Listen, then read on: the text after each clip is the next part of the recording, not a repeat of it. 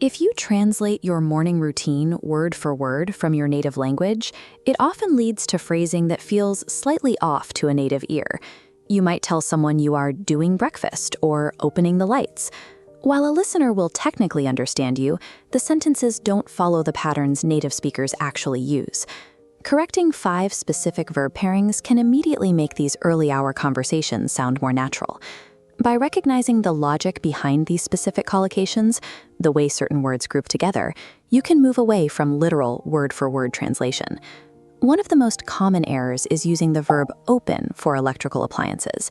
In English, open is generally reserved for physical objects with hinges or moving barriers. This includes things like doors, drawers, and windows. However, for anything that involves an electrical circuit, a button, or a power switch, English uses turn on or switch on. This means you open the fridge to get the milk, but you turn on the coffee machine to start your brew. Maintaining this distinction between mechanical hinges and electrical power prevents descriptions from sounding like direct translations. When it comes to the first meal of the day, many learners treat it like a chore by saying, "I need to do my breakfast." In English, do is typically used for obligatory tasks, like doing the laundry or doing your homework. For meals, we use make for the preparation and have for the consumption. While eat breakfast is correct, native speakers more frequently use have. A natural sentence would be, "I'm making some toast and then I'll have my breakfast." Using these specific verbs instead of the generic do aligns your speech with the standard phrasing used in English-speaking households.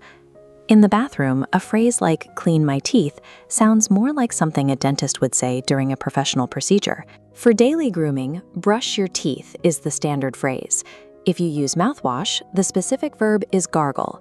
There is also a literal difference between taking a bath and taking a shower.